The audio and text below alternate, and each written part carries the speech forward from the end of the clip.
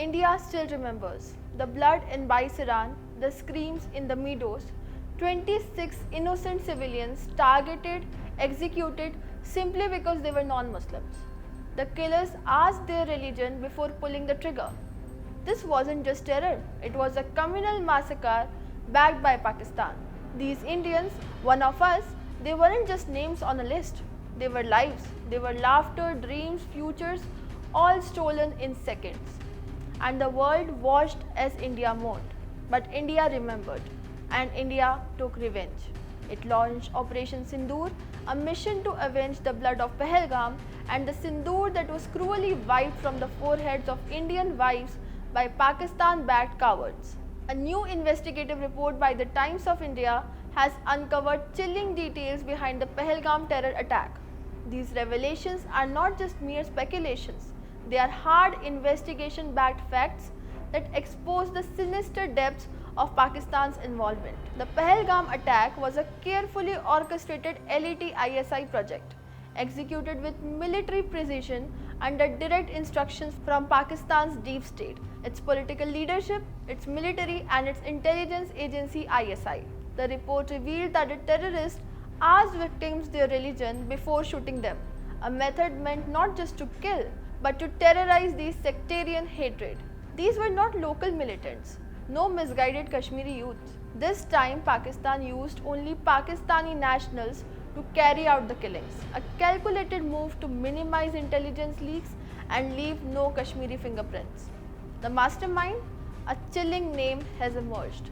Meet the butcher, Suleiman, Pakistan's commando turned terrorist. He was a former Pakistani Army Special Forces commando who later became a trainer for Lashkar-e-Taiba at their Muridke headquarters in Punjab, Pakistan.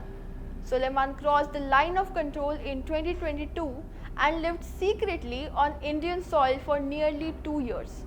Satellite phone data placed him in Tral Forest just days before the massacre, confirming he had been inspecting the site, planning the killings meticulously. He also has been linked to the 2023 Poonch army truck ambush that claimed the lives of 5 Indian soldiers. Pakistan didn't just train this man, it unleashed him as a weapon, a living embodiment of its hatred towards India.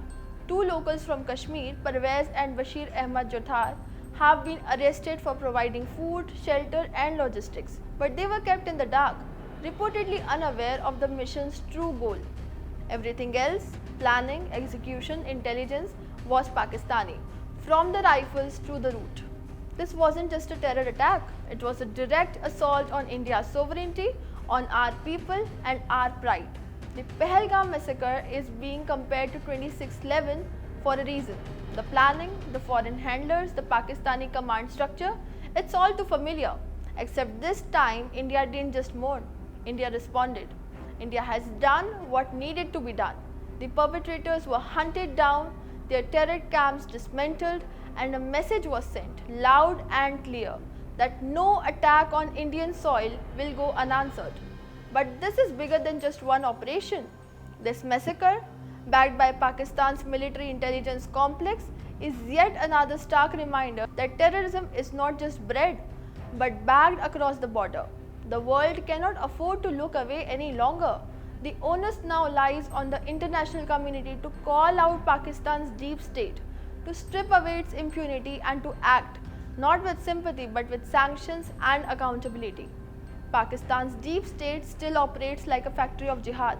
It still shelters men like Suleiman. It still dares to look the world in the eye and deny responsibility, while blood stains its very foundations.